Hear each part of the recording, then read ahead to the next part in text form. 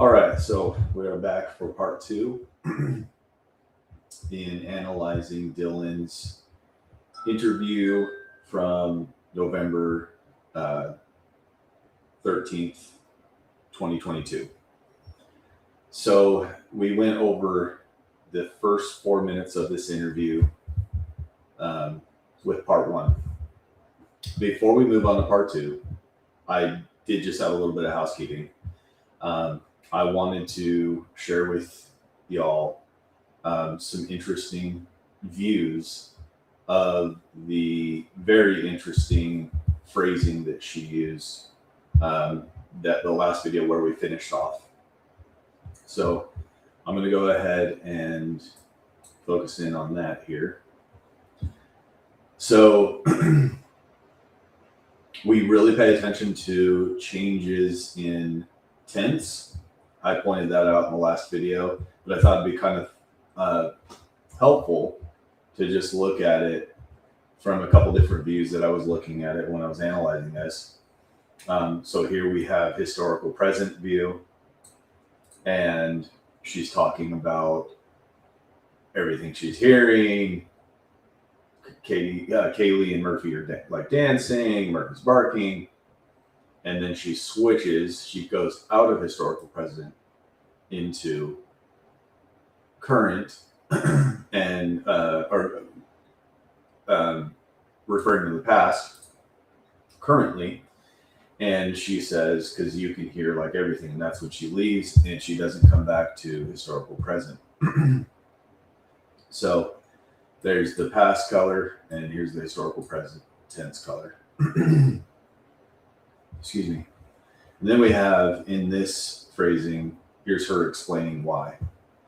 Okay, so we got 4 different sensitivity indicators here, which tells us she is very, very much thinking about this. And then I also thought this was really interesting, is all the sound related words. I can hear Kaylee Murphy like dancing, her voice, he's barking. I hear her go upstairs. You can hear like everything. I heard her say she ran downstairs. So hopefully this will help a little bit, help y'all understand. She really wanted us to know that a lot of sound was happening here. Very sensitive to her. And then we have the pronoun view. So all of those in green are like I and my and someone. But I just kind of wanted to highlight Kaylee here.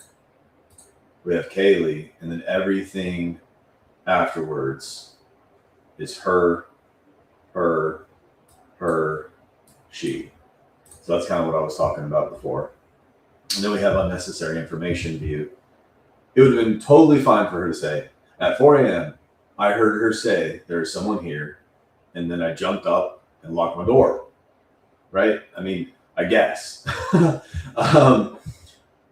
all of this other stuff is very much unnecessary. So now, before we do part two, one last thing is I did not mention this in the last one. I actually recorded part one, and it took me almost 2 hours, and I redid it, and I made some changes, and I just kind of did it more ad lib instead of reading notes and stuff like that, and it just came out a lot better. But I did miss something here. So when people lose loved ones, friends, things like that, especially in statements, we see that we almost have an angelic view of the deceased. It is very difficult for us to speak any ill word about those who have passed.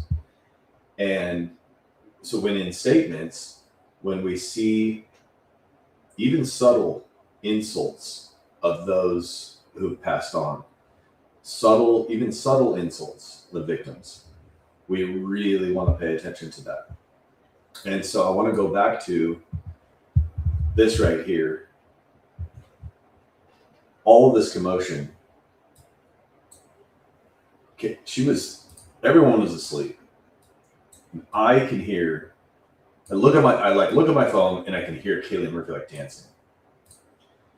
He's barking. I hear her go upstairs. This is concerning in that sense as well. Is she telegraphing? This is why it's so sensitive to her. This really angered her. This really pissed her off. This is something we're really going to consider. Okay. So I don't know that I made that clear last time, but we are going to consider that strongly here. So let's go ahead and go to the, let's see.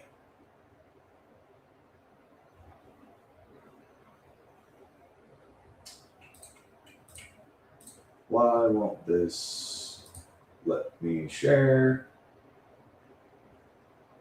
Oh, I need to go here. Sorry about that. I'm a newbie at this. Okay, we're starting right where we left off here.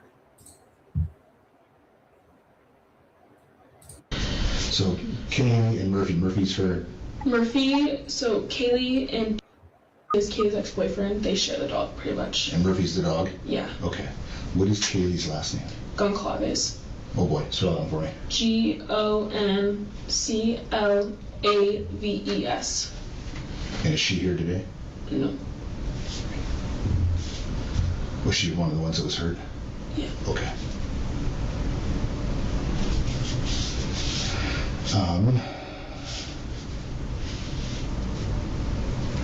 Okay, where is Kaylee's room compared to yours? Like right above mine. What are you on, first, second? Second. And she's on third? Yeah. Okay.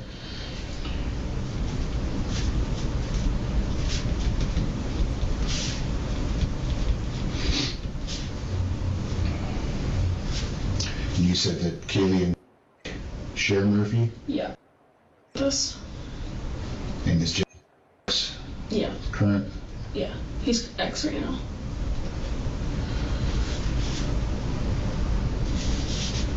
Okay. Any problems between Kaylee? No. Okay. They're really good, like, friends still. You still play with the dog and stuff like that? Every now and then, yeah. Okay. So, you hear Kaylee upstairs, she's dancing, playing with the dog, normal kind of thing, probably. Yeah. And then she says, there's someone here? Yeah, when she goes out, I can hear her go upstairs, and then I think she's in her room, and she says that someone's here, and I can tell she's scared, and she runs downstairs. Okay.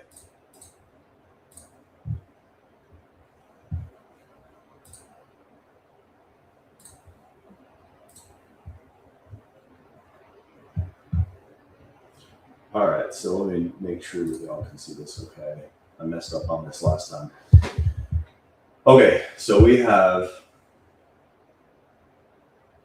let me zoom in here just a little bit. So Kaylee and Murphy's her Murphy. So Kaylee and Redacted is Kaylee's ex-boyfriend. They share the dog pretty much. So we have a little bit of break. She started to say Murphy and then explained. So Kaylee and I'm guessing, I'm blanking on his name right now, is Kaylee's ex-boyfriend. These redactions are really frustrating. They share the dog pretty much. So Kaylee Murphy's her dog. Why not just say that? Why explain all this? They share the dog pretty much. This is unnecessary information. Why is she talking about that? Now, something that is important is she says Kaylee's name, but the investigator had said Kaylee's name. So I made a strong point about how Dylan was not saying Kaylee's name. Well, right after the investigator mentions her name, and then so this can be parroted. Okay, so just keep that in mind. And by the way, if you ever want to put comments, I'm open to feedback. I'm open to critique and all those things, questions. I would love to hear them. So, but I remember having critiques or questions and stuff as I was learning statement analysis. So anyway, is Kaylee's ex-boyfriend.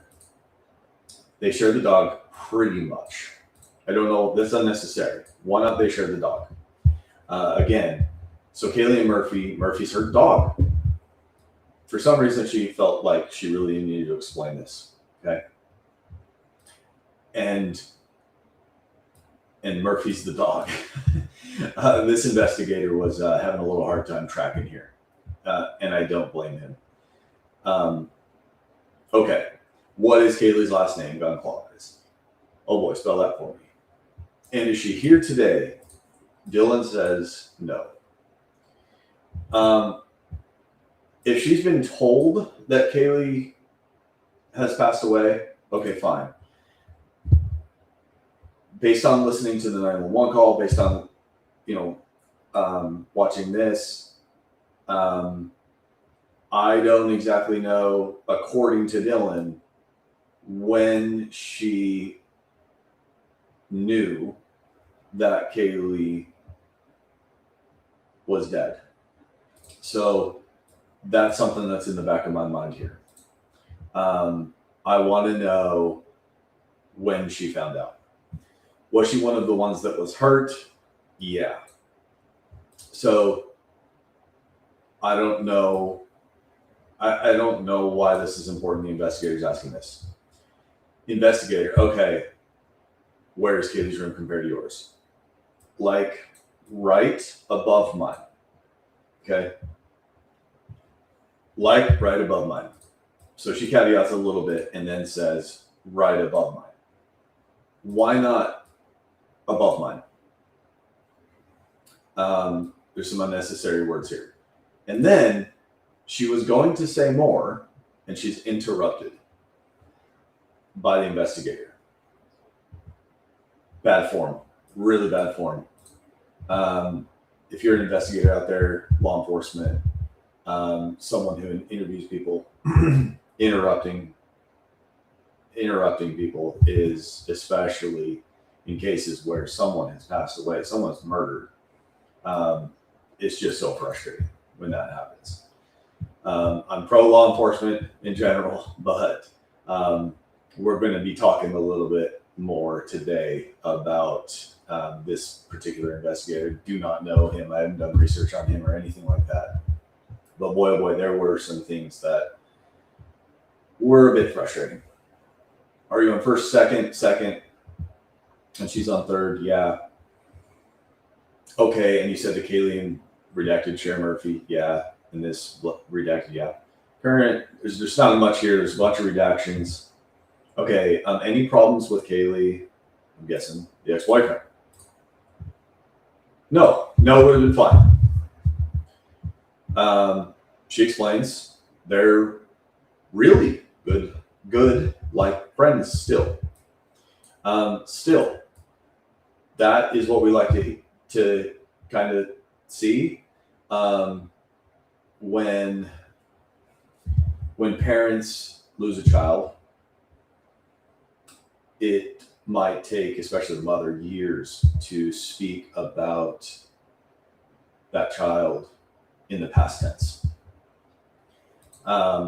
She says, still, they're really good, like friends still. We pay attention to how people in statements refer to those who passed away, whether they're talking in the present or the past. We generally like to see them talk about them in the present, especially so quickly after they just passed.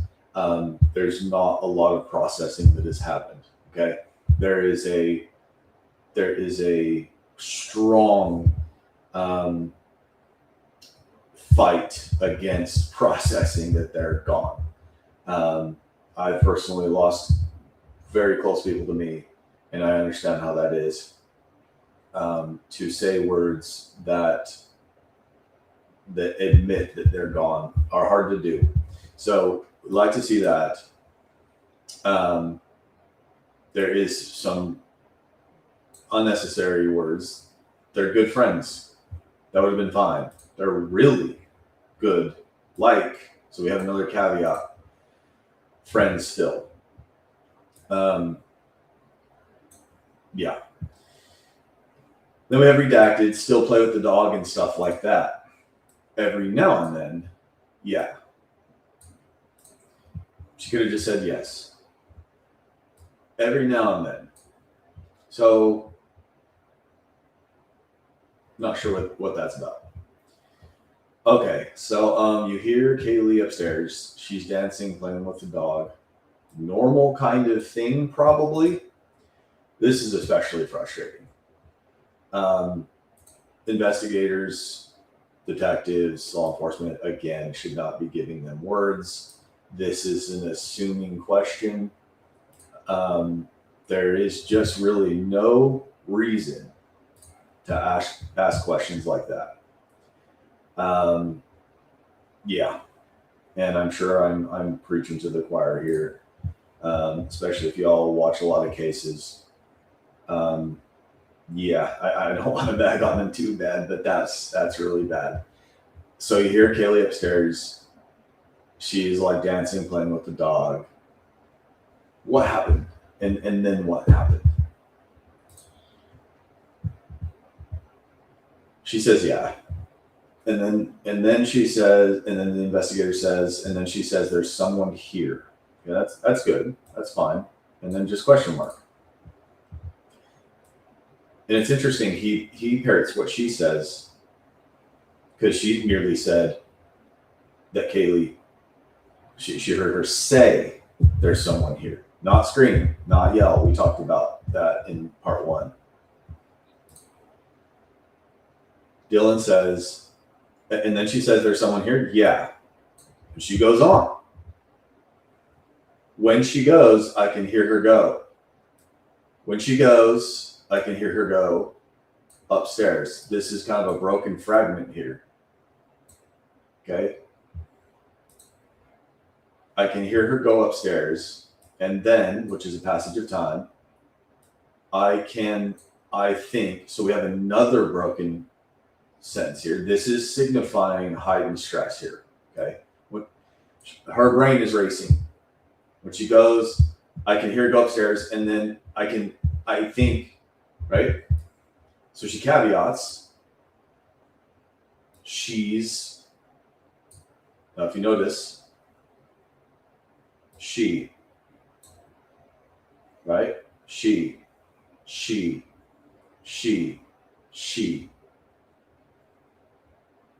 not saying Kaylee's name, okay? Well, the investigator didn't offer that. When she goes, I can hear her go upstairs, and then I think she's in her room, and she says that someone's here. That's not a direct quote. And again, she uses says. Okay, so again, we're not going to say it for her if she won't say it. We're not going to go beyond what she's saying. This is light. This is low weight, low intensity. She says that someone's here, and I can tell she's scared. And she runs downstairs. I can tell. I can tell is unnecessary. We trust you, Dylan. You were there. You were one of the only, if not the only eyewitness to any of this stuff. You don't need to give us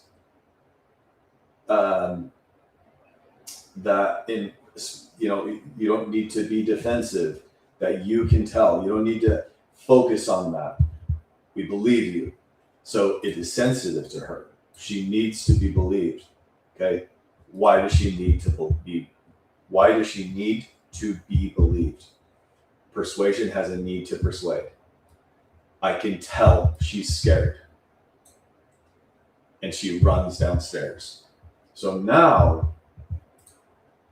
again, we have inconsistent language here. She says that someone's here, and I can tell she's scared. Oh my goodness.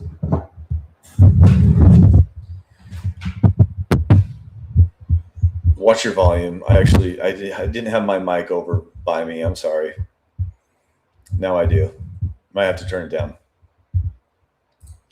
And she runs downstairs. Okay, so this is all present tense, historical present. When she goes, I can hear her go. Then I think she's in her room. And she says that someone's here. And I can tell she's scared and she runs downstairs. So the sense is good here. But there is some hitches and there is some persuasion here. Okay, not a good sign. Where do you think she ran? Oh, I don't know how that happened. Let me fix that. Where do you think? This is so important. I don't know if she made it past the stairs. So when I first came upon that phrase right there, that scared me a bit.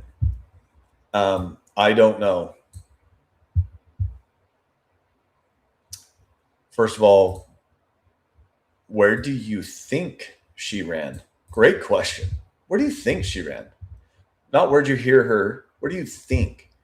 I don't know. I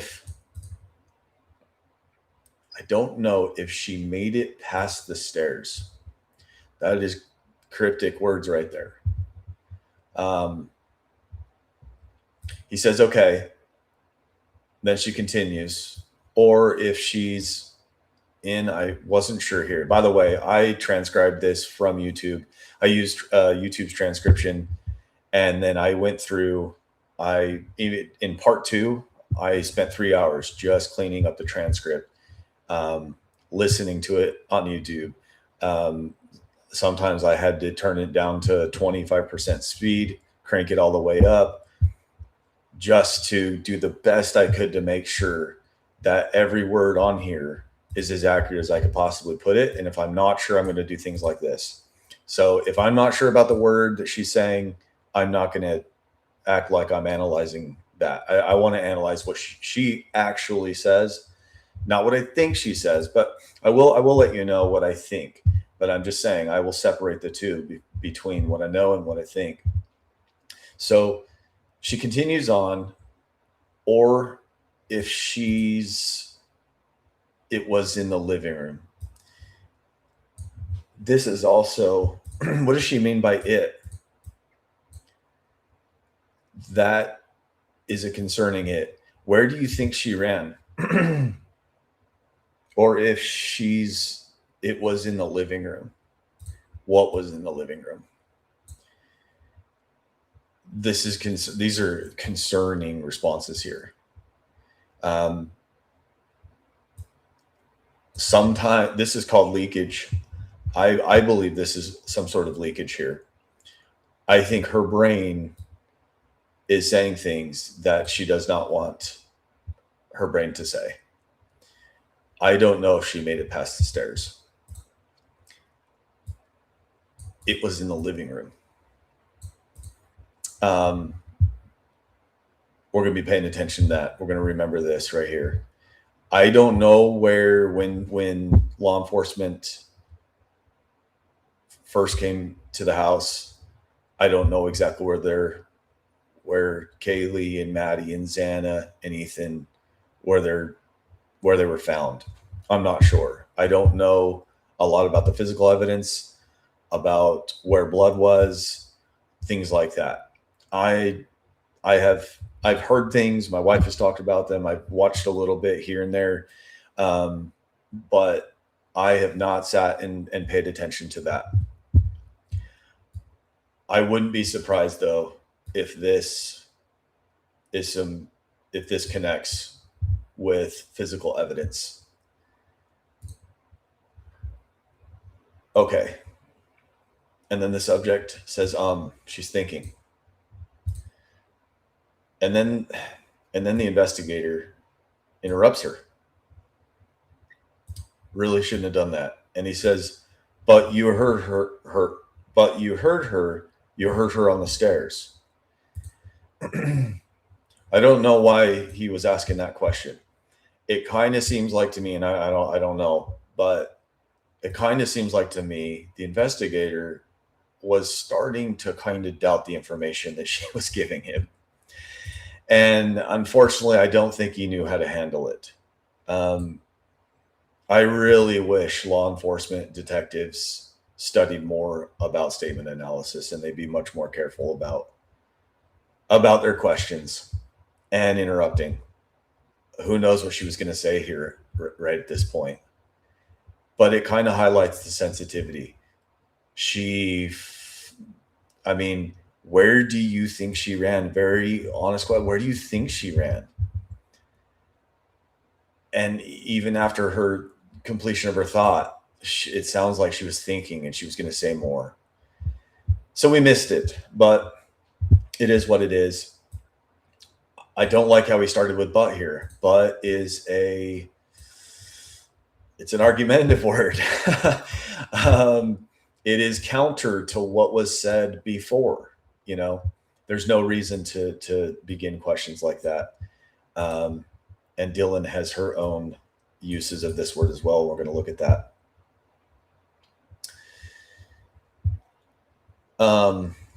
Okay. All right. Let's go back to it. In fact, I think I got a little ahead of myself here. So we will go back and we'll listen on.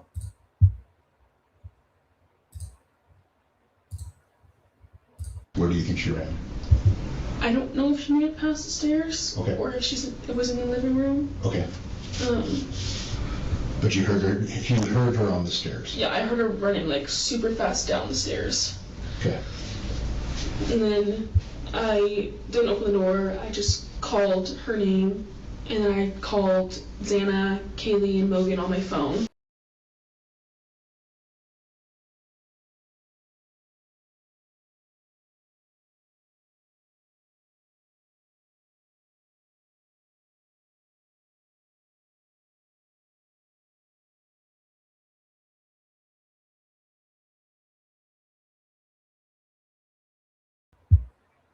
Yeah, that's my fault. I did skip on ahead. My bad. Okay. So, but you heard her. Well, hold on. Am I on the right thing? Let me make sure y'all can see this. Yeah, you guys can see this. Okay, cool. Nope, you can't. There we go. Hopefully you could see the video. I probably messed that up. But you get it anyway. Right? Okay. But you heard her on the stairs. Yeah, I heard her running like super fast down the stairs. More sounds. Kind of reiterates going down the stairs. And now she's running like super fast down the stairs. So we now have kind of a new little piece of information about this supposed Kaylee going downstairs. Again, her. Okay, so far, unless the investigator said Kaylee, she's not said Kaylee's name. Okay, and I'm going to try to continue this with y'all, and we're going to pay attention to that and track it. It's a very bad sign, guys. Okay, very bad sign. Her is distant. Okay, Kaylee, my sweet Kaylee, my friend. How she talks about these people is so important for us to understand. It gives us the insight. It's like opening up a door into her brain about how she really truly feels about each one and about people. So We have to pay attention to it.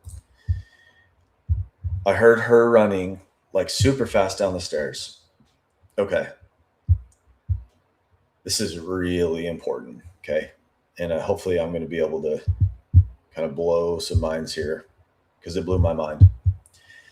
And then, which indicates passage of time, I didn't open the door. So anytime in a statement, the subject says something they didn't do or didn't think, we pay double, 2 times as more attention to that.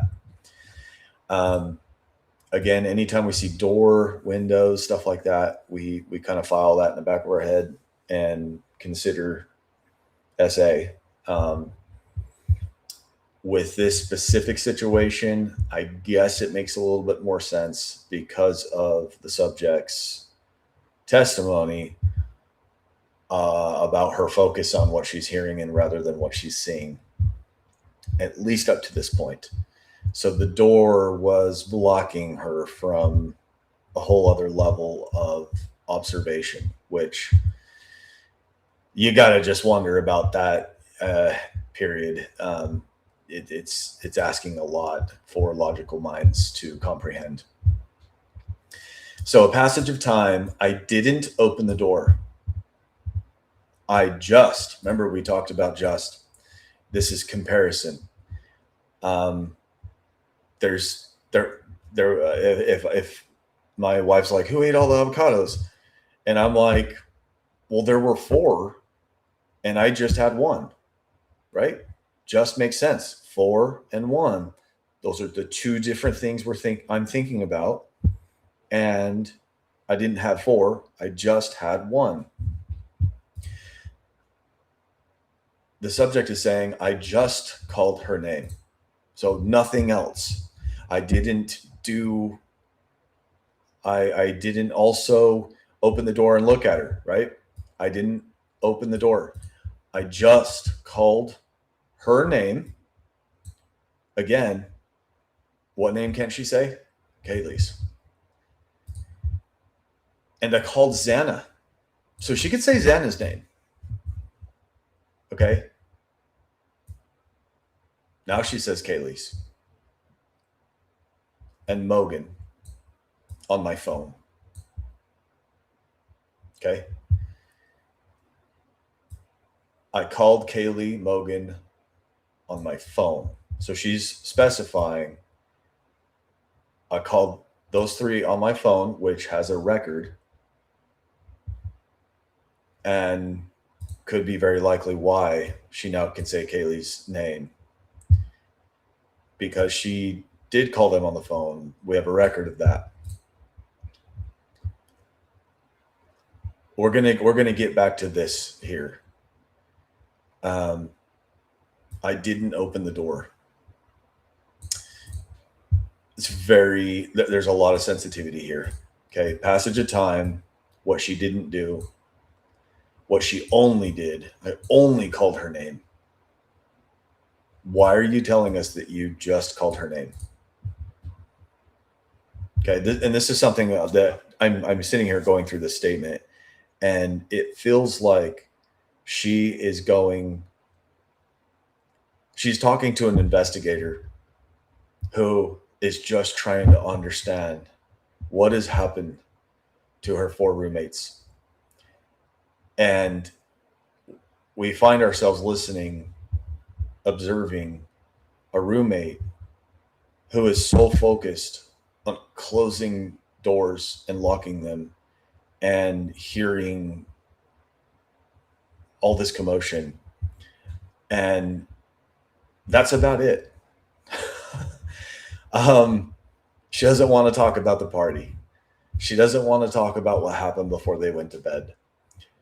She wants to talk about 4 a.m.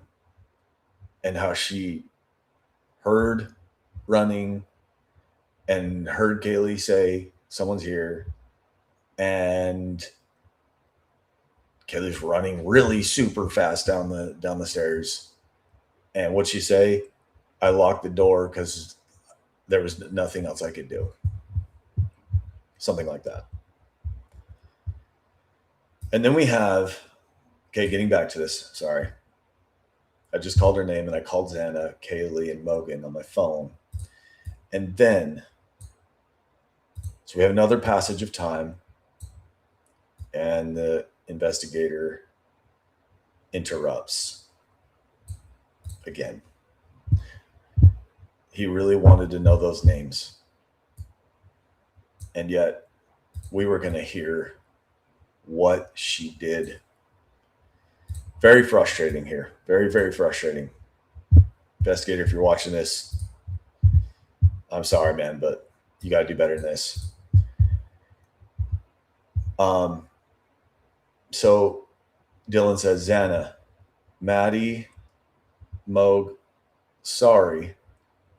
We call Moog Mogan. Call Moog Mogan is Maddie and Kaylee. So something that really stood out here is this right here. Sorry. Those with guilty knowledge, we often see somewhere in their statement, they will say sorry.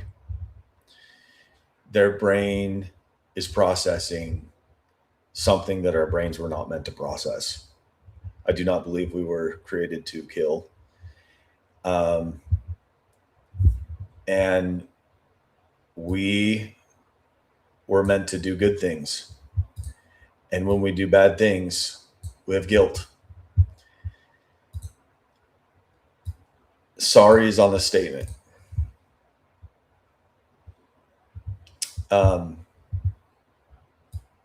She's not saying sorry because she did something bad to them, but it is there, and we're going to note it. And yeah, we can't not see it, right? It is there. So it would have been so much easier just to say, I mean, she says Maddie. That was fine. Then she started saying Moog. And then she says, sorry, we call Moog Mogan is Maddie. She already talked about Maddie Mogan. And Kaylee.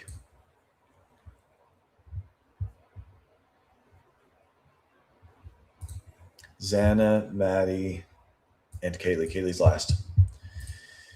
Okay. We're going to continue on.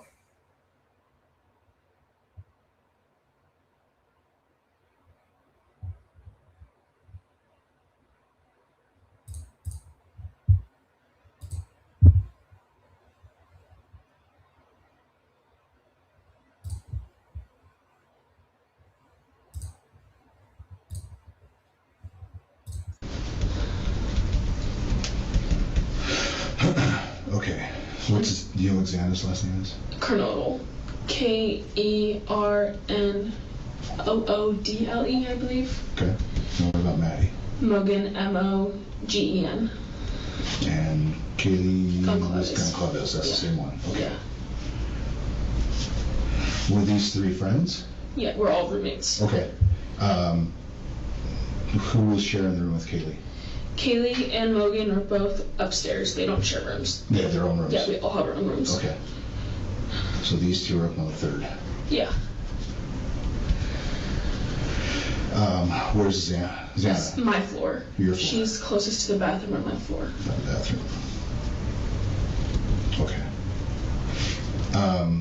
So Jen and Kaylee aren't an issue. No, they're not at all. What about for Xana or Maddie? Are there any guys that are an issue? Any girls that are an issue? No, Maddie has a boyfriend in Boise, super nice. Okay. Xana is dating Ethan, who was in the room with her. They're really nice too. Okay. I apologize. I don't know anybody's name or anything like that. That's fine. So was Ethan, Xana, Maddie, and Kaylee all upstairs still? Are those the ones that got hurt? Those are the ones that got hurt. Okay. And then the other girl that's here, she's on the first floor. Okay. And Was she the one in the yellow hoodie? Yeah. Okay, so she's over there. So anybody that would want to hurt Ethan or that's jealous of Ethan? No. Nothing like that? I've never heard anything. Any cars that were in the area that you can think of that wouldn't have been normal? No, I wasn't really looking at that. Okay. And you did see anybody come downstairs? Did you hear anything else? No, I don't even know how they got in. We're usually pretty good about locking doors, and we've never had problems before. Like, it was just really random. Okay. All right. Let's get back to it here.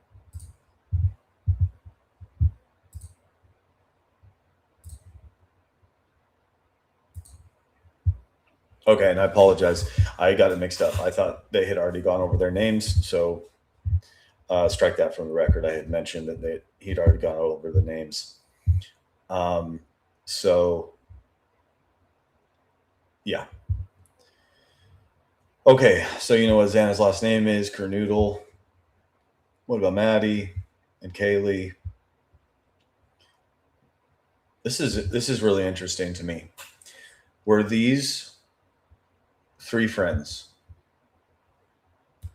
Yeah. We're all roommates. Roommates.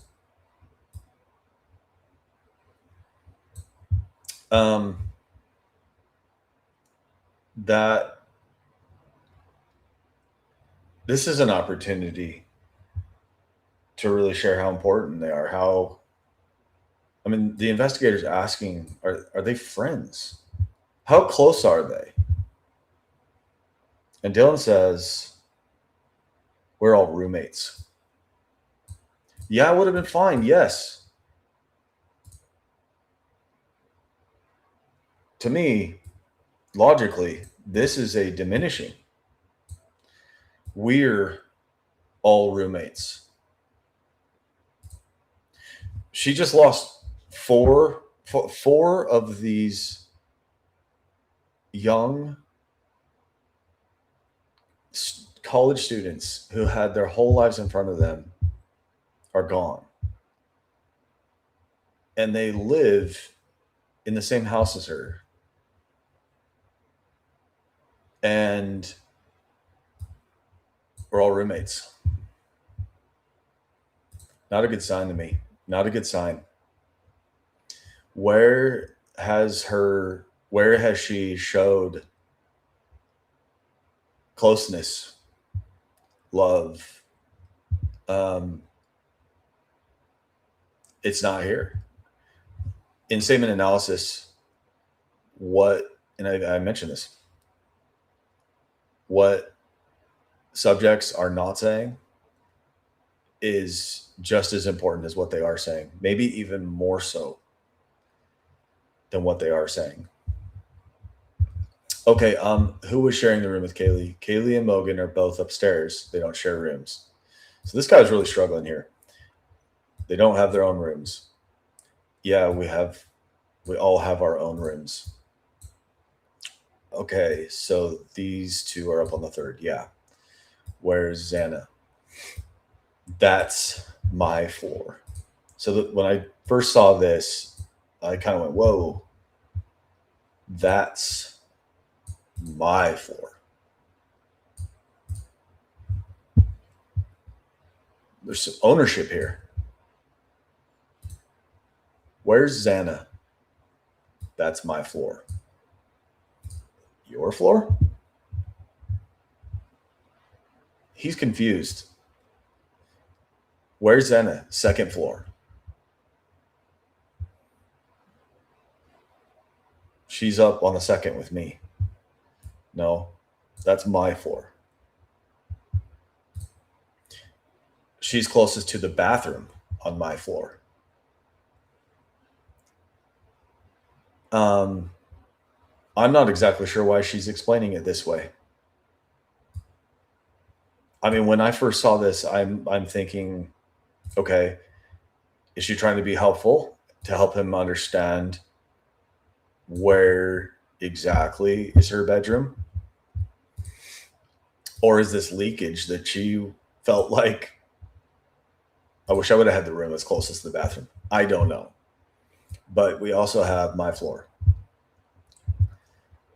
The bathroom. Okay. So redacted and Kaylee aren't an issue. Not a great question. No, they're not at all. No would have been fine.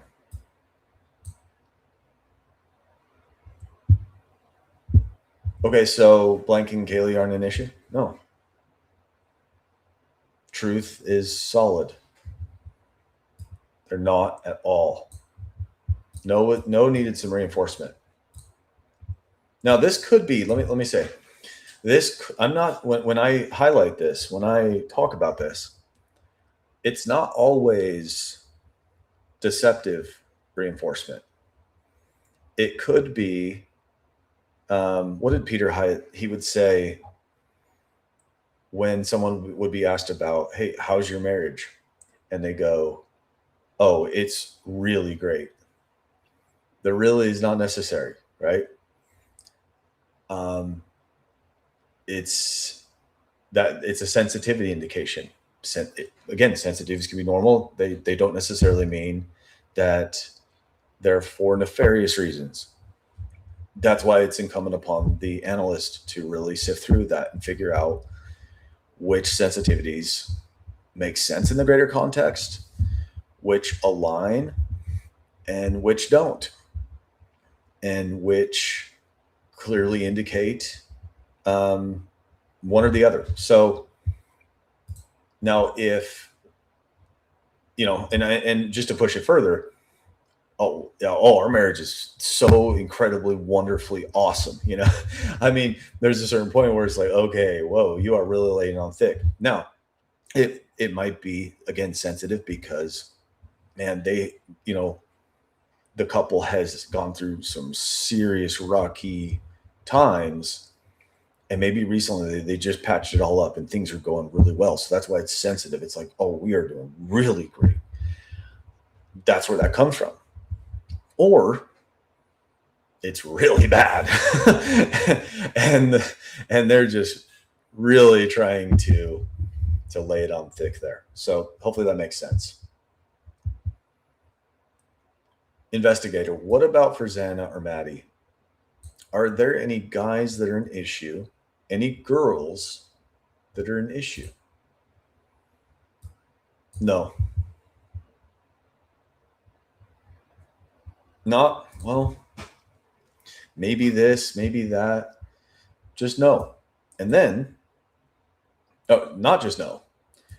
Maddie has a boyfriend in Boise. Super nice. Now, has, again, present tense.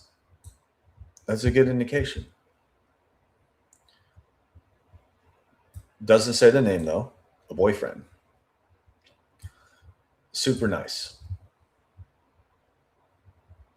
Could have just said no. But I don't know, just considering the fact that Dylan lost 4 of these roommates, would you be so sure? Where is her confidence coming from? That's concerning.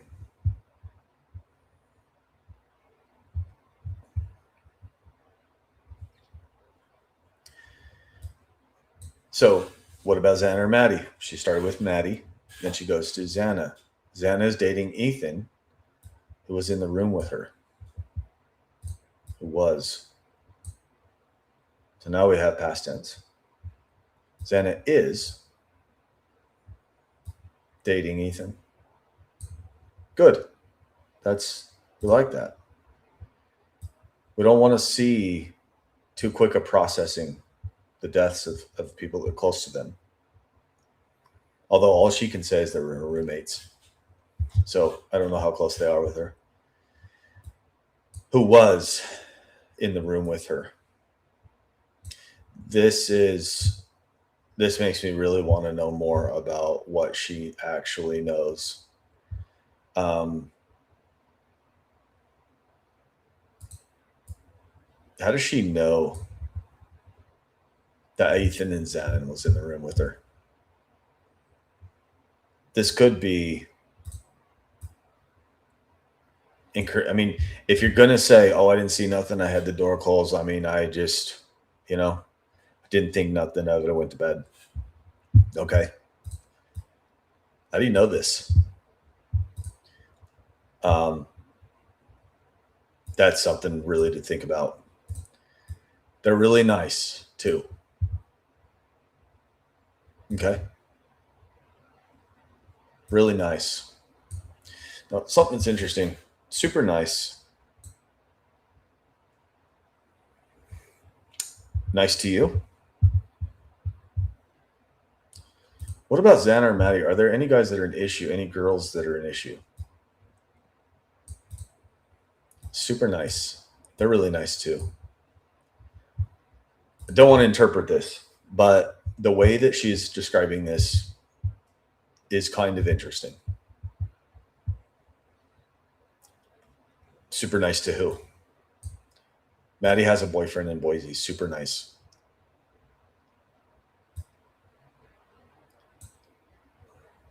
Interesting. Super nice to you, Dylan? I don't know. Kind of weird. Not necessarily what we'd expect. Okay, I apologize. I don't know anyone's name or anything like that. Well, she just went over all the names. It's fine. So was Ethan, Zan, and Maddie, and Kaylee. Let me fix that. All upstairs still? Are those the ones that got hurt? Those are the ones that got hurt.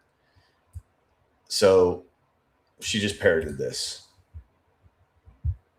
Okay. And then redacted, the other girl that's here, she's on the first floor. Okay. And was she the one in the yellow hoodie? Yeah. Okay, she's over there. So anyone that would want to hurt Ethan or that's jealous of Ethan, no. Nothing like that. So he kind of questions it. It's almost as if the investigator's confused why she is so sure. And his confusion is understandable. It's my confusion. It's anyone who sits and just thinks about what Dylan is trying to say, what she is saying. Ethan's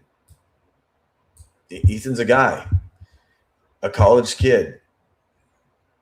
We all have people we beef with. No, she says. No caveats, nothing more to add. So he digs. Nothing like that? No, I've never heard anything.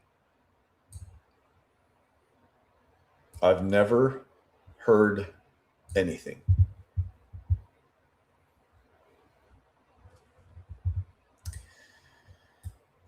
So I'll talk about reliable denials.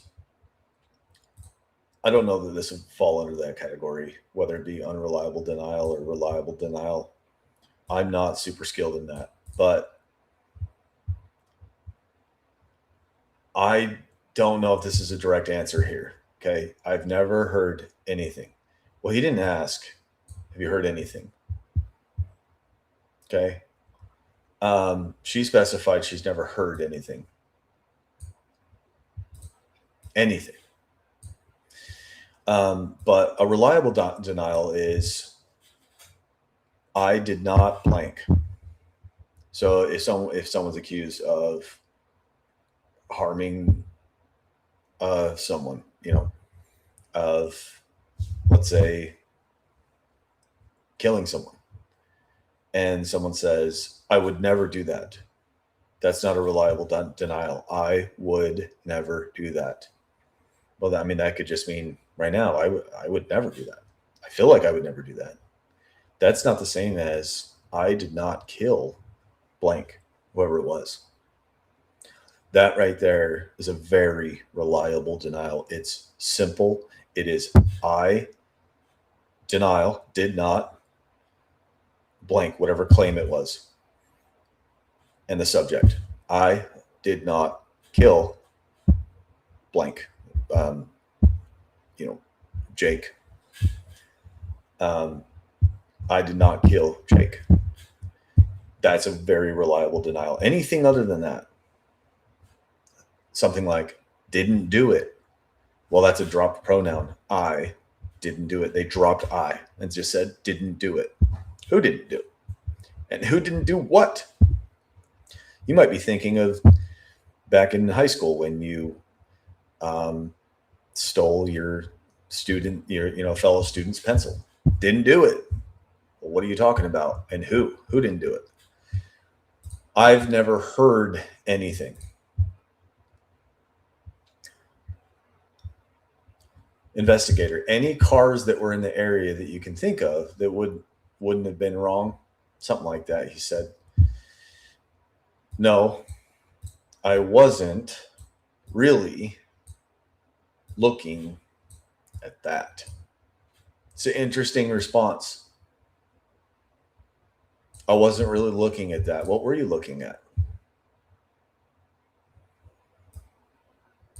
She's been telling us a lot about what she's hearing because, she didn't see nothing, basically. We're getting essentially a defense from her. I wasn't really looking at that. Okay, and you didn't see anybody come downstairs. Did you hear anything else? No. No would have been fine if that's the case. And then she goes on. I don't even know how they got in. Okay, this is extremely concerning response.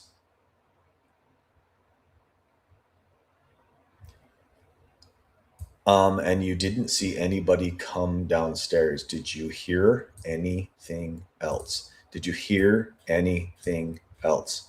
No. I don't even know how they got in. Who's they? They, we trust pronouns. They, where was they before? There was no they. And now there's a they. Okay. Why? Well, let's just go to the simplest Occam's razor answer here first, because there's all this time to think.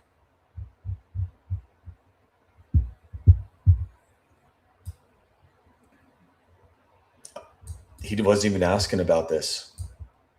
Why is she talking about stuff that he's not even asking? Okay. One really simple way of telling, of just one simple way of measuring, and it's not the end all be all, but how cooperative is the subject with the investigator? Are they cooperative? On a scale of 1 to 10, 10 being very cooperative, giving the information, focusing on the questions, doing their earnest best to just answer these questions.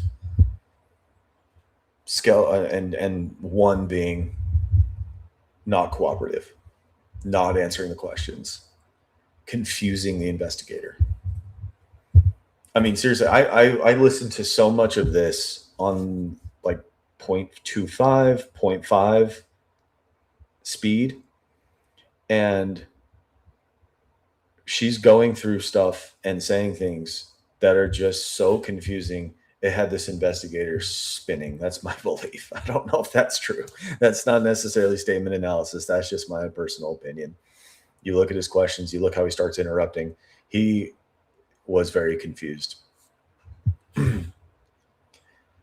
But she's answering something he didn't even ask. And this is called leakage. She is thinking about something completely else.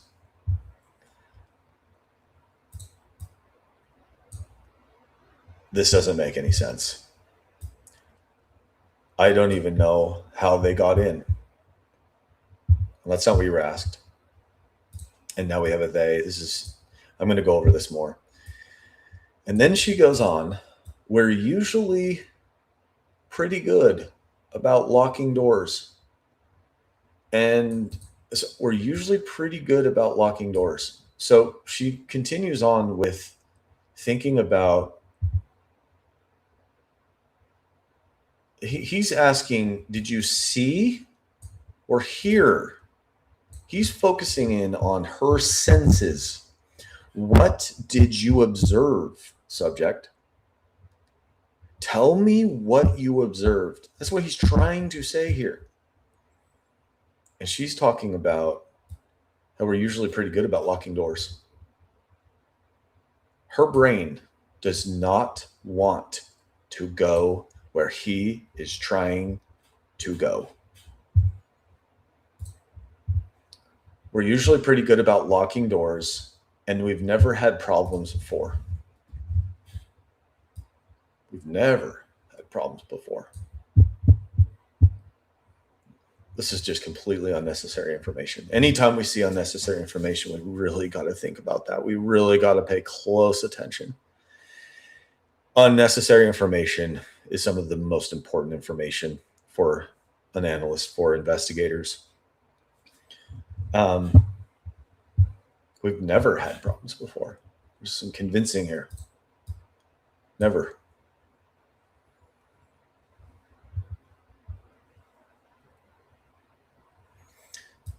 Like it was just. She's thinking of two different things. Really random. She knows it was just really random. She knows that. She knows that there were no, even though so many murders, I can't remember the percentage, but they're by people that know the victims. Very common. Unfortunately, us humans, there's something wrong with us. But he's asking about what she saw and what she heard. And she wants to tell him, like, it was just really random. Very concerning. Very, very concerning. He goes back. He's trying to get the information. Okay, she's getting. He's trying to get her locked back in. So you're getting home around 12:30 to 1. He is confused. He is going, I am missing something here. Clearly. And good on him. Good on him. I've been beating him up pretty bad. You've got Maddie that comes home, or blank, just shortly after. Yeah. Oh, you know what? Am I going on ahead again? I'm going on ahead again. I'm sorry, guys. It's late. I got the kids down. I've had a long day, so bear with, I appreciate your grace. All right, let's get back to the recording. If I can find it. There it is. So you're getting home around 12:31. Yeah. You've got Maddie that comes home just shortly after. Yeah. Maddie comes home shortly after that. And then from that point, from about 2 to 4, did you fall asleep? Yes, I fell asleep. Okay. And Kaylee also came home with Maddie at the same time from the club. So between that time, obviously, you're not hearing anything. You had something to drink, so obviously you're going to sleep a little bit deeper, right? Yeah. Okay. And then you hear her, she says what she says, you hear her hitting the stairs, you open the door, cry out to her. Yes. And then you close the door because you're scared. Yes. Right? What happens at that point? I opened the door again, and I heard what I thought was Kaylee crying in the bathroom, and I heard this man's voice say, "It's okay, I'm gonna help you," but it wasn't like in a nice way. Like, it was just weird, and it was a voice I've never heard before. Okay. And then I called out to her, and there was no crying after that. I don't really know what happened after that. So when you opened the door, you thought you heard Kaylee crying in the bathroom? Yeah, okay. But it could have been Dana, but I thought it was Kaylee at the time. Okay.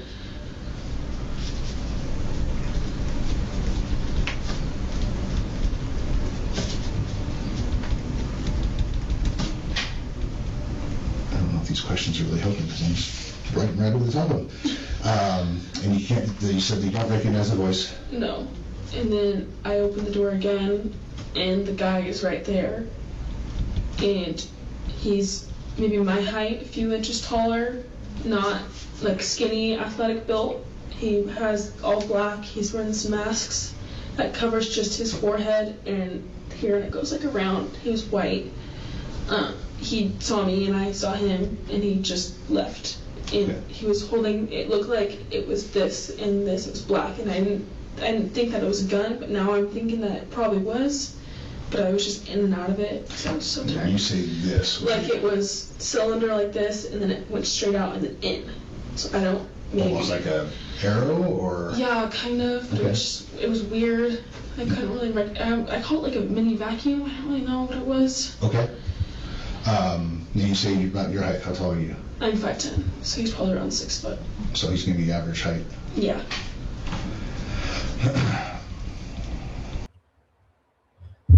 A lot there, and that's an understatement. All right, let's get back to this. Getting the hang of this here.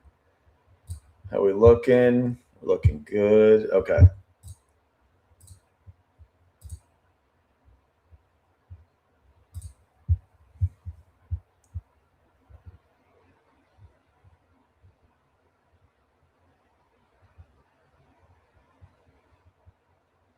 I'm trying to remember where we left. Okay.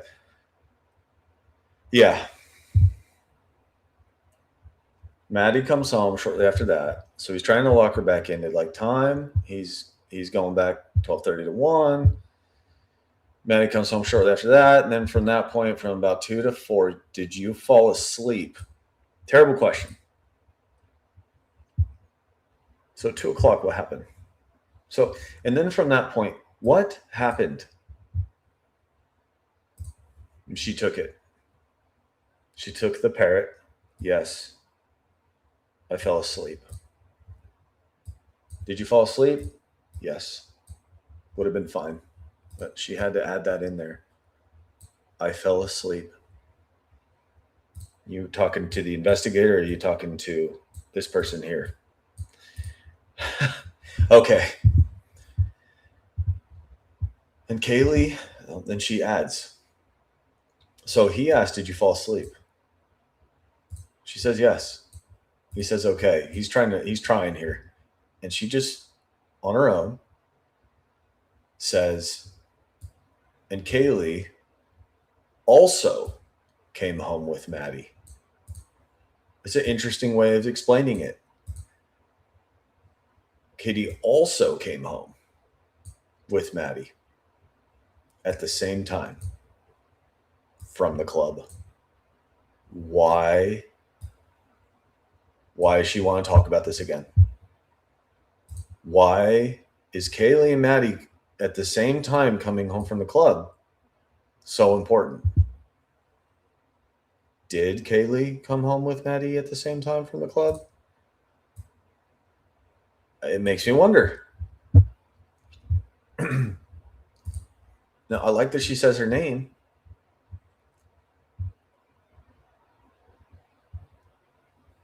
That's good.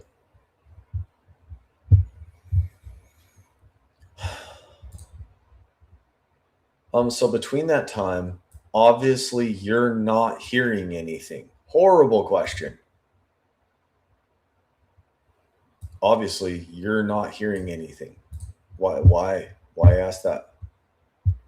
But he seems to not believe this. I mean, I'm not here to analyze the investigator, but he's going back on this again. He's starting earlier. We had talked about how he didn't size up anything she had been saying, but now we're seeing more and more. The investigator is starting to kind of push back on some of the things she's saying. It's almost as if psychologically he's feeling like he needs to dig in. He needs to push back a little bit and squeeze a little bit of juice out of this lemon that just won't give anything. You had something to drink. Yeah. So obviously you're going to sleep a little bit better, a little deeper, right? I mean, I don't know why he's doing this. Okay. And then you hear her and she says what she says. So he's going back. He's going right back. Okay. You hear her hitting the stairs.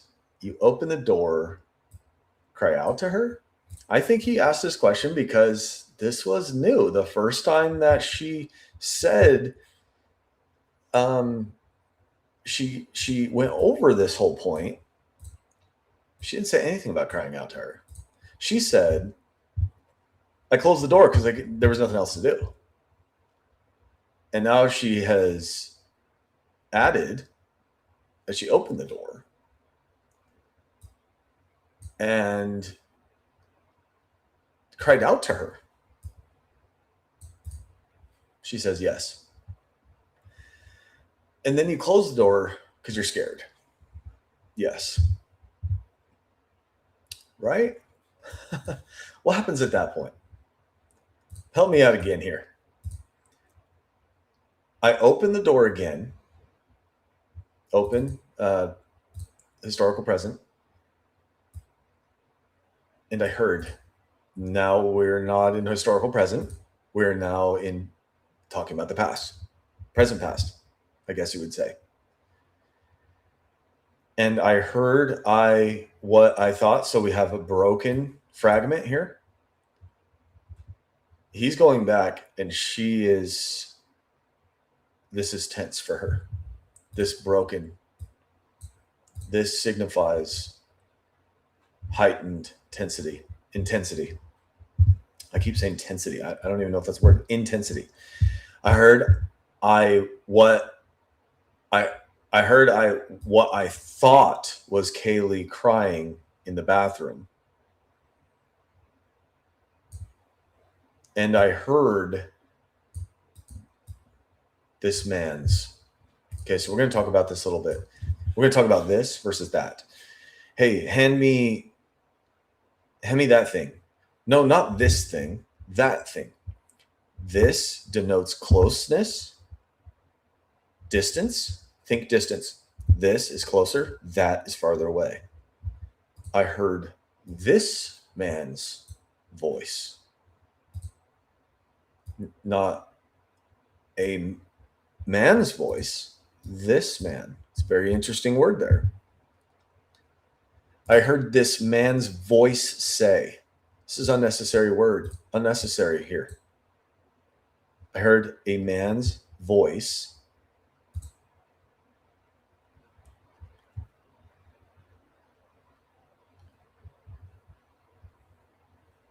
It's okay. I'm going to help you. I heard what sounded like a man say, it's okay. I'm going to help you. I heard a man say, that's what I was trying to think of. I'm like, wait, where is the unnecessary word? It's voice. That's what it is.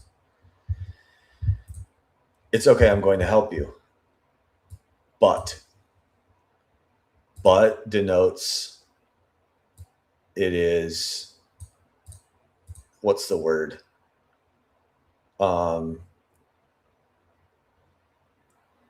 I guess arguing or, oh my goodness, what's the word?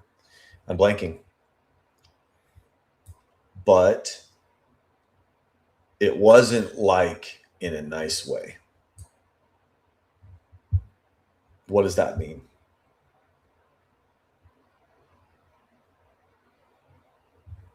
You hear a man's voice say, it's okay, I'm going to help you. That sounds good. But it wasn't like in a nice way. How does she know that? It wasn't like in a nice way. Like it was just weird. And it was a voice I've never heard before. So I open the door again, historical present. Okay, cool. We're going into a memory. Then we go right back out of it and go into the past. Oh, we're back. We're back in time. And now we're back with the investigator. She couldn't do it. Very, very bad sign. Tell us what you saw. Tell us what you heard. Your brain knows. So this signifies extreme sensitivity. And then she skips on it. She's a broken fragment here. I heard what I thought was Kaylee crying. You thought. You can hear like everything. You don't know if it's Kaylee now. And and really, we hadn't heard this before. The only reason we're hearing any of this is because the investigator is going back and he's going, okay, what? Tell me more. Tell me more here. And she is. And she can't go back. She has to go right back with the investigator and quite possibly just starts to tell us a story. It went from they to now. Man. Say, okay, I'm going to help you, but it wasn't like in a nice way. Like it was just weird. And it was a voice I've never heard before. Okay. And then, passage of time, I called out to her.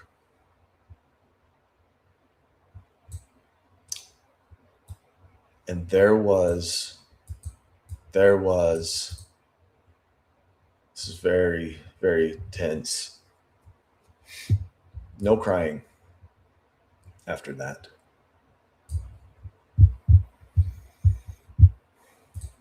That's a very cryptic sentence here. Very cryptic.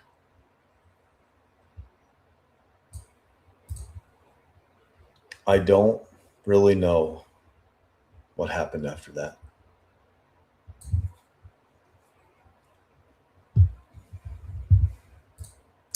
I don't really know. Are you sure, Dylan?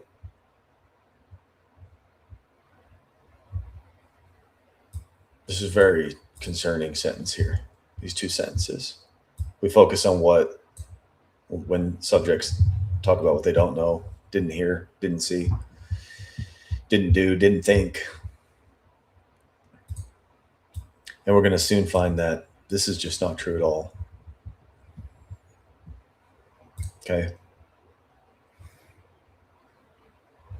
There was no crying after that.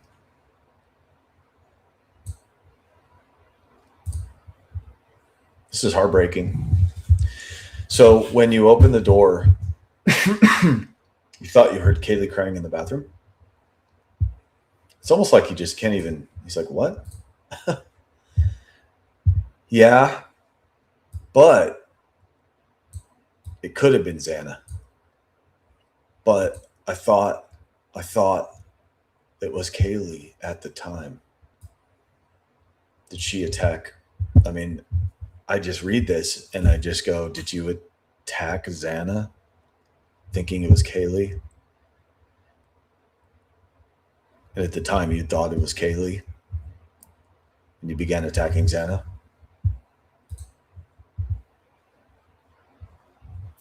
Okay. I don't know if these questions are really helping. Well, you're getting a lot of information, bud, because I'm writing over the top of it. Oh, this poor investigator. He didn't know what to do. He really needs to work at this. She laughed.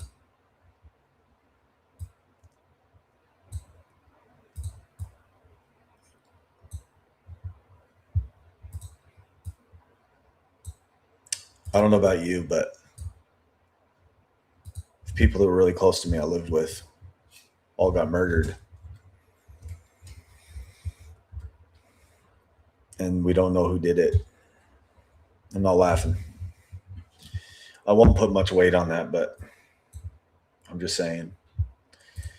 And you said you don't recognize the voice, and here we go. No. And then we have more information. Now she's going. And then, passage of time, I open the door, historical presence. Again, I mean, this is what I'm talking about. We're so microscopic. I mean, it feels like I'm looking at a microscope on what I pulled out a microscope to watch a football game. I mean, I'm looking at grass under a microscope to watch the football game. I mean, this is crazy. We're just talking about like open the door, close the door, open the door, close the door. I'm hearing things, and now I'm hearing crying. I mean, there's a reason that the normal person, as they listen to this, they're just going, what is going on? There's a reason. It's because this isn't making sense. Well, why would she be saying things that don't make sense? Because she's guilty. Innocent people don't do this. They don't do this, period, in the story. They don't. And then I open the door again. That's a huge problem. Huge problem. Like, I don't know if you've been paying attention. That is a enormous problem here. And the guy, not the murderer, not the a-hole, not the sick bastard, the guy is right there. Right there, right where? Right here, right there. And he's maybe my height. Boy, I bet you're probably thinking the same thing I was thinking when I saw those words. Maybe my height. Yeah. Yeah, I think he's your height. I think he's a she, though. My height, a few inches taller, not like skinny, athletic built. Does she consider herself athletic built? He has all black. What does that mean? He has all black. What does he has all black? Think about that. If someone came to you and said, hey, I saw a guy, he has all black. What does that mean? That's what she said.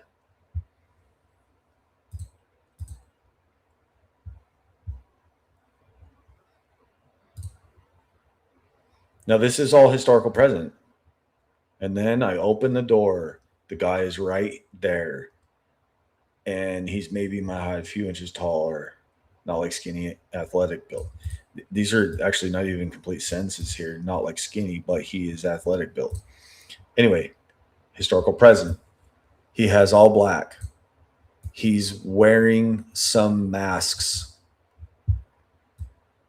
What's really interesting about statement analysis you'll pick up on is that those who are being deceptive, their brain, they're just saying things that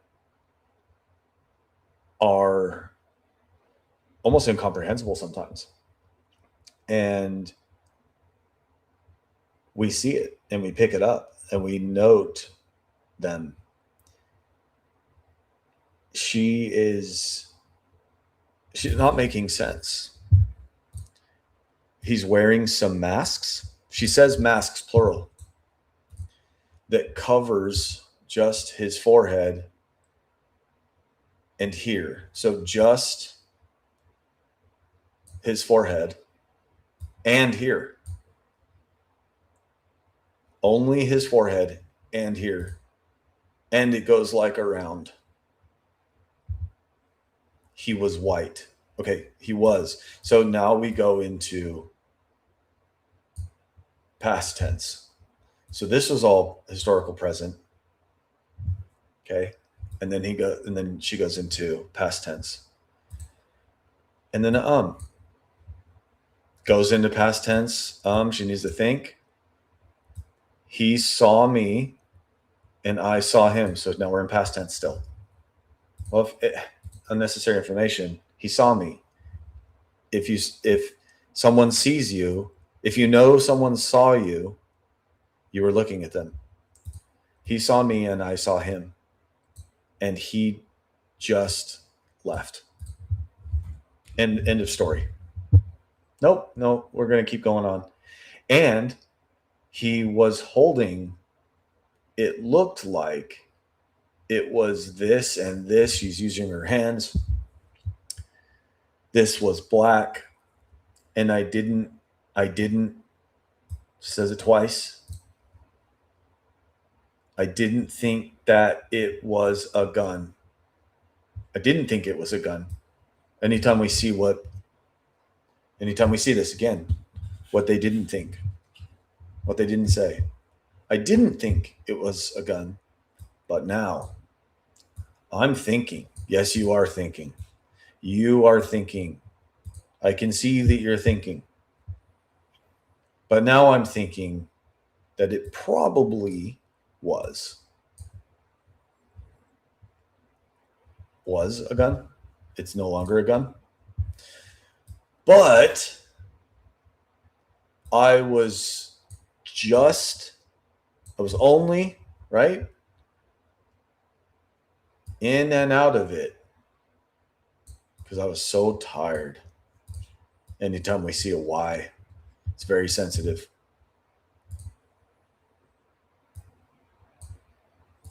So I don't know about y'all. I don't know about y'all, but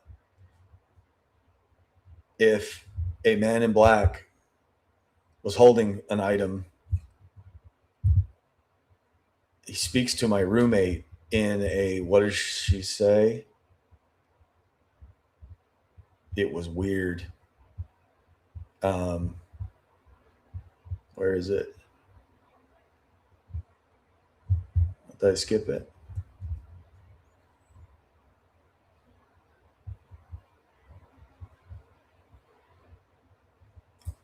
Says to my roommate, it's okay, I'm going to help you, but it wasn't like in a nice way. Like it was just weird. And has all black with masks. And man, I was just so tired. This is deception.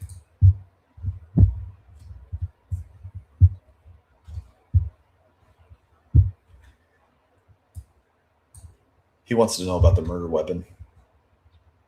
And this is really scary. What's coming up here? I don't mean to be cryptic or over the top here, but when you say this, like it was cylinder, like this, and then it went straight out and then in. She was so tired, but man, she could explain what it was. So I don't, he interrupted her. Ugh. I'm making that red. Interrupted again. Like an arrow or? Yeah, kind of. It was weird. Okay. I couldn't really. Broken segment. I call it. I'm making that red. I call it like a mini vacuum. A potential murder weapon. She calls it something. This is hours after she called 911. At first, she said she heard Kaylee run downstairs and she shut the door because she couldn't think of anything else to do. And now we have so much more details because the investigator pressed her. And we have details that make no sense. Like as if someone is just thinking of things to say. Because, and this is the beauty about deception detection, it's so hard for the brain to make things up. This is why it takes people to write books, write stories, write music. It takes time. It takes a lot of time and thought. And in the moment when you're talking to an investigator and you're ad-libbing and you're saying things that are not true, you're making up historical stories, you're going to mess up. She messed up all over the place.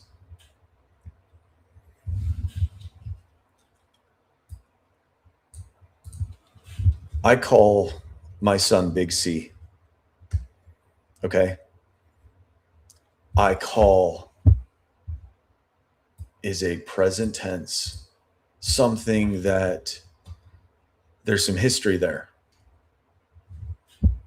it sounds like to me she calls whatever it was a mini vacuum.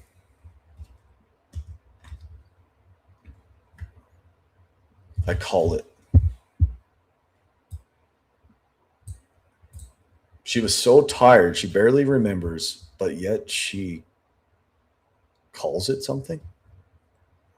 Like as if we call our cars names, right? I have a Ford Excursion. I call it Thor. It's my truck. And then I don't really know what it was. I don't really know. Anytime we see what they don't know, what they don't say, etc. Okay.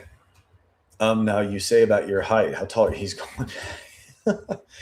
I'm 5'10", so he's probably around 6 foot.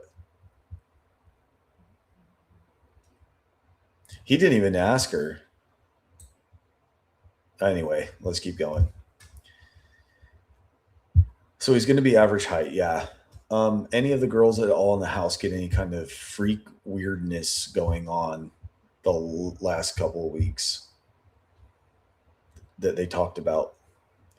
Now we're going to talk about this a little bit later because this also is a foreshadowing of something. She says no. Remember this. She says no here. Okay. It's been all normal. Nothing weird at all. Remember, we got that again. Nothing weird at all, sir. There's been no tension. There's been no problems. There's been nothing weird at all. And then she was going to talk more, and he interrupted her. It was almost like he was impatient. No weird calls, no texts. Give me something here. Why are you so sure? No, nothing really weird happens in Moscow. Usually. What a weird sentence to say. He didn't ask if weird things happen in Moscow. This is unnecessary. She's not being cooperative. No, nothing really weird happens in Moscow, usually.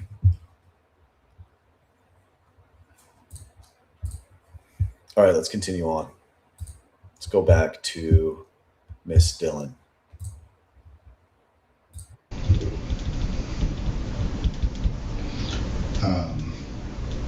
Any of the girls at all in the house get any kind of freak weirdness going on the last couple of weeks that they talked about? It's been all normal. Nothing weird at all. No weird calls, no texts? No, I mean, nothing really weird happens in Moscow usually. Right? I apologize. I went too far ahead, but I was close. Okay, so, and I apologize. I keep backing up just a little bit, just because everything's going to be jumbled up with you, and I totally get that. Yeah. So you hear her dancing. Mm-hmm. You hear her say somebody's here. She goes, it sounds like she goes to the stairs. You open the door, call to her, close the door, and then you go to open the door because you hear her crying. Yeah. Or at least somebody, might not have been her. And then, did you close the door and then reopen it before you saw him? Yeah, I closed it before I reopened it and saw him. From the time that you heard her say there's somebody here to the time that you saw him, how much time do you think? I don't know, I think it was like around 10, 20 minutes. Okay. I mean, I was Not really long. out of it. Everything was kind of blurry. Like, I don't fully remember it, I would say. Okay. So let's get back to our transcript.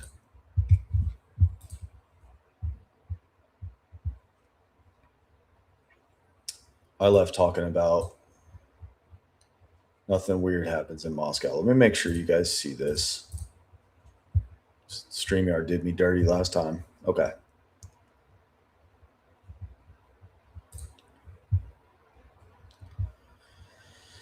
Right, okay, so, and I apologize, I keep backing up just a bit because everything's going to be jumbled up with you, and I totally get that.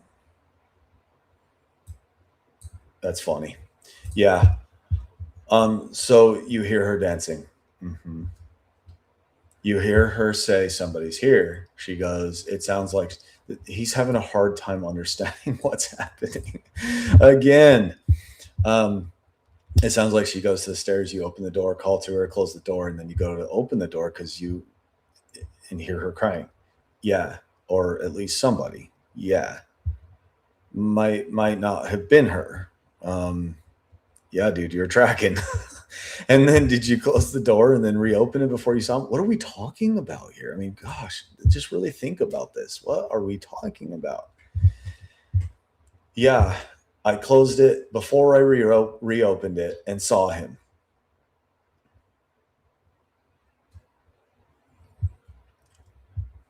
We have 4 murdered people, and we're talking to them like this. Okay. From the time that you heard her say there's somebody here to the time that you saw him, like how much time do you think? I don't know. Do you think? And he didn't ask, do you know? Think for me. How much time? Think before you speak. For your friends, well, for your roommates. I don't know. I think it was like around 10 to 20 minutes. So 10 to 20 minutes from the time you heard her say there's somebody here to the time you saw him. 10 to 20 minutes. I mean, here we go. Caveats, big caveats. I mean, I was really out of it. Now she was really out of it. Now that's coming out. So she was tired? No, really out of it. Change of language here.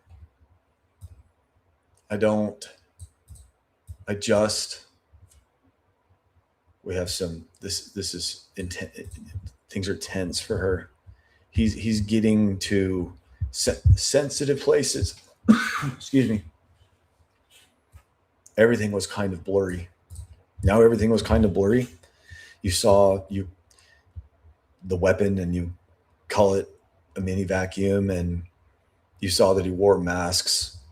I mean, now it's all kind of blurry.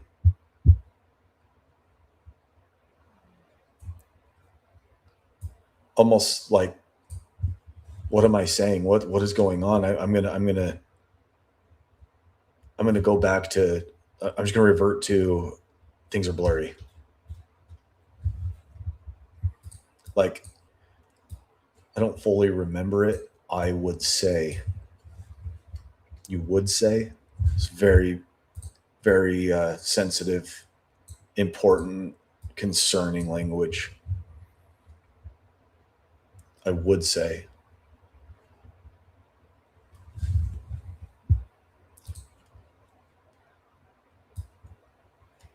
Again, right from the beginning, we talked about this.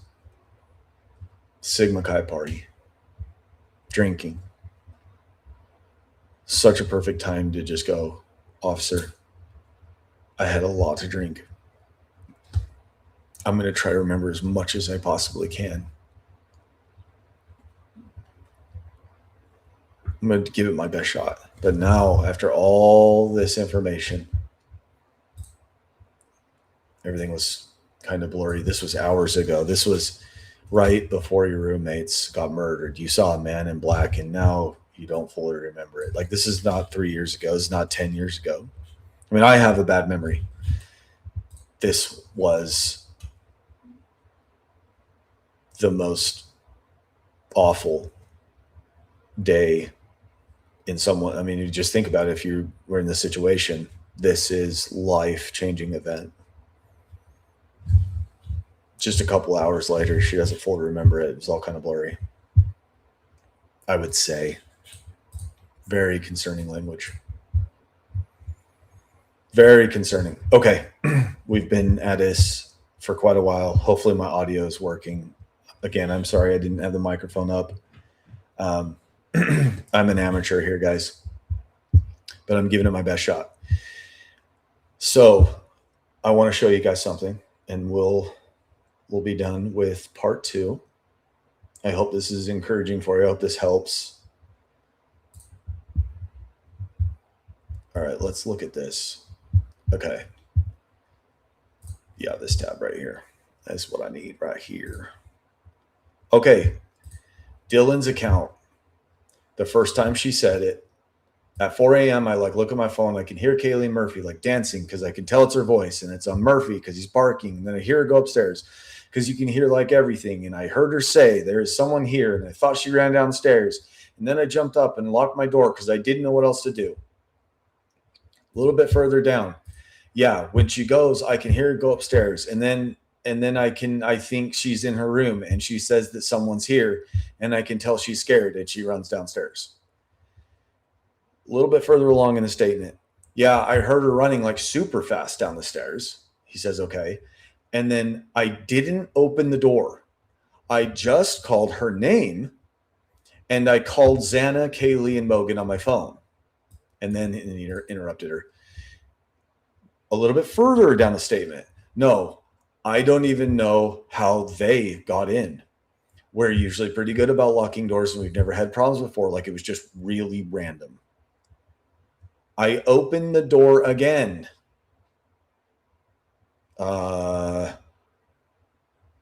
Did you forget what you said before?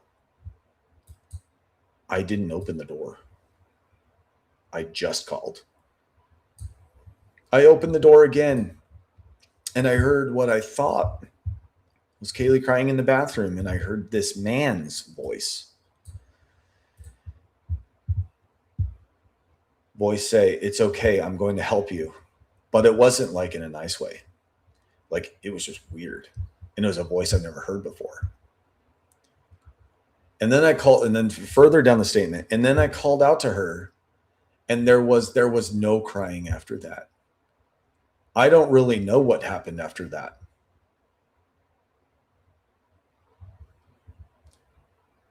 Further down the statement. No. And then I opened the door again, and the guy is right there. And he's maybe my height, a few inches taller, not skinny, athletic built. He has all black. He's wearing some masks that covers just his forehead. No, wait. And here, and it goes around. He was white. He saw me, and I saw him, and he just left. Oh, wait, no. And he was holding it. Looked like it was this, and this was black, and I didn't think it was a gun, but now I'm thinking that it probably was. But I was just in and out of it because I was so tired.